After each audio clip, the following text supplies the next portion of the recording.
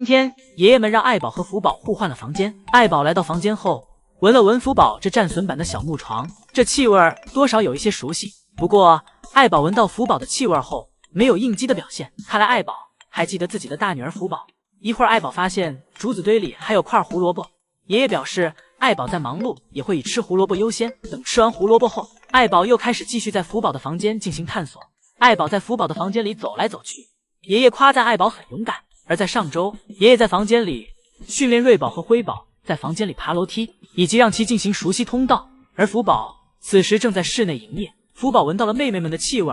然后福宝的注意力便全部放在了传出气味的通道门上。因为大熊猫都是有领地意识的，福宝闻到陌生的气味便立马警觉了起来。要不是隔着通道门，想必瑞宝和辉宝今天必定挨揍。福宝在门口不断发出声音，试图吓走瑞宝和辉宝。而爷爷好奇瑞宝和辉宝现在是什么状态，便先回到了室内房间，查看瑞宝和辉宝此时在干嘛。此时瑞宝和辉宝正处于高度紧张的状态，毕竟以前瑞宝和辉宝一直生活在妈妈的身边，也没见过这么吓熊的阵仗。瑞宝和辉宝直接被福宝吓僵住了，直到等到爱宝过来，爱宝似乎感受到了福宝的情绪波动，便一直坐在门口，像是在安抚福宝的情绪。福宝像是在问是谁在我房间里，而爱宝回答道是妈妈呀，福宝别生气了。爱宝，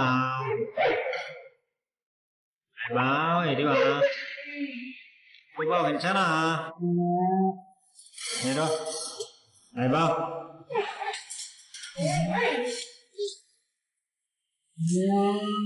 爱宝和福宝相互做着回应，姨姨们纷纷表示看到这一幕后真的要泪目了。今天爷爷给福宝的园区进行了重新装修，福宝在重新装修后的园区玩耍的别提多快乐了，在园区四处跑跳打滚。这次滑梯被重新搬了回来，福宝又找到了小时候的快乐，从滑梯上下来，接连2个翻滚，一下子没刹住车，一脑袋顶到下面的独木桥上了。尴尬的福宝转身溜走，此时福宝的身上已经黢黑了，有了小时候挖煤时的样子了。但福宝在园区里玩的是真开心，开心的跑来跑去。不过受伤害的依旧是园区里的小树，而姨姨们也在今天重新看到了在室内园区也能玩得很开心的福宝了。只不过福宝的身体随着玩耍变得也越来越脏，不知道爷爷现在还敢不敢给福宝擦身体。福宝有多快乐，一会儿爷爷就有多遭罪，而且不知道爷爷重新铺的这些地毯能不能坚持到瑞宝和辉宝出门，希望他们可以多停2天。等福宝玩累了，玩到自己肚子咕咕叫后，才来小亭子上吃东西。福宝吃窝头总是这般讲究，掉落在身上的窝头总会将其舔干净才行，也始终保持着抬着头吃东西的习惯。今天福宝玩了很久，现在很有食欲，但福宝依旧是细嚼慢咽的。福宝这个好习惯很值得一一学习，让爷爷真是处处都展示着对我国的热爱和尊敬。今天我国大熊猫官方对福宝最新情况进行了直播回复，而且中间还有我国记者去到韩国的爱宝乐园对江爷爷进行实地采访的画面。期间江爷爷全程都在和主持人讲中文，而且在我国没有配备韩语翻译的情况下，江爷爷也能够完全听懂主持人的意思。江爷你好，刚才我看您在刷手机，这个壁纸是谁啊？能给我们说说吗？这是乐宝，我第一次的熊猫你的这样哦，乐宝。那不过也可以听到江爷爷语法稍微有点问题，但就算这样，江爷爷为了主持人能听懂，便没有讲韩语。不过虽然语法有问题，但是也可以明白江爷爷所要表达的意思。江爷爷甚至还时不时给主持人用中文抛梗。但是没有爱宝，没有爱宝，因为爱宝我的心里有我的心里。江爷爷真是无时无刻都在展示着自己的幽默，而且江爷爷不管是接受韩国的节目采访，或是我国的节目采访，对于问题都是直来直去的，自己知道什么就回复什么。对于当时福宝回国时，江爷爷不知道具体的日期，但也表示了福宝会在樱花开前回去，甚至解释了为什么要选择这个季节。而在我国主持人问到江爷爷会不会来中国看福宝时，江爷爷也没有去模棱两可的回复。我觉得现在还没确定，但是我的计划6月份去看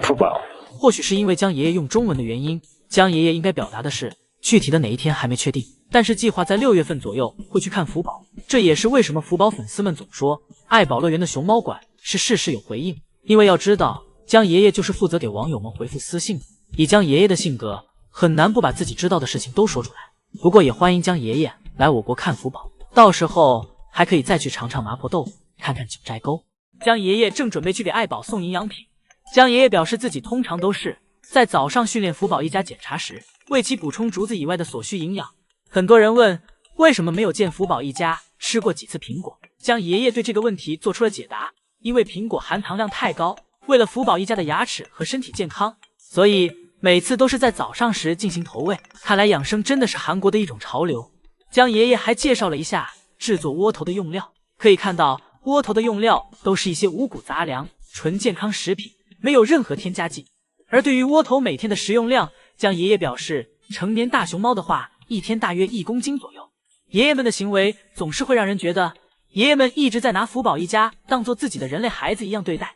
而宋爷爷在最新一次采访中还提到，当有人问宋爷爷看到福宝和乐宝把自己的制作好久的雪人弄坏时，心里会有空虚感吗？宋爷爷表示完全不会，而且相反的是，自己知道他们会把这些东西破坏掉才给他们去做的，而且在他们拆雪人亦或是其他玩具时，自己还可以趁机去做别的工作，是不会觉得空虚的。而第二个问题是，以后福宝回国后，江宝或宋宝会跟着过去吗？宋爷爷调皮的表示，自己先给江爷爷打个电话问问。之后宋爷爷补充道，因为这个事情还没有定下福宝要回去的日子，当日子决定好后，这个问题倒是之后要确认的几个事情之一，而现在还没有定下来福宝回到哪个地方，亦或是到时会有几个人跟着去，而且要去的话，要在那边待多久对福宝才有帮助，而且也要考虑中国饲养员的立场，很多地方需要协商，所以现在还无法回答这个问题。宋爷爷今天来到室外园区给福宝送窝头，最后还摸了摸福宝的小胡渣，被摸了下巴后的福宝好像很开心，兴冲冲地跑回了室内园区，迈着欢快的步伐一路走到了小亭子上。福宝在小亭子上逛了一圈，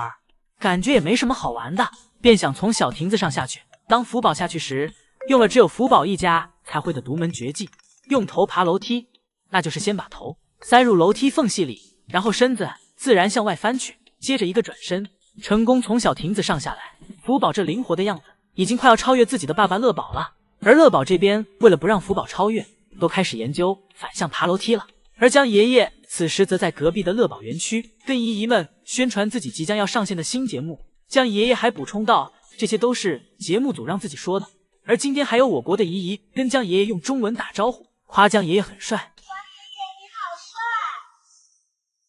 帅，好帅！有姨姨听出江爷爷回复的什么吗？到了下午时，宋爷爷给乐宝在室外园区的小躺椅上堆了一个熊猫雪人，打算一会儿乐宝来室外园区时给乐宝一个惊喜。不过这是爱宝还是福宝呢？一会儿乐宝来到园区后，先是给插在雪人身上的胡萝卜拿了过来，将其吃掉。吃完胡萝卜后，乐宝为了感谢雪人站起身，给雪人来了一个大大的熊抱，但结果没想到用力过猛，给雪人的头撞掉了。宋爷爷忙碌1小时，乐宝仅用1分钟就给其玩坏了。等乐宝玩到最后时，雪人渣都不剩了。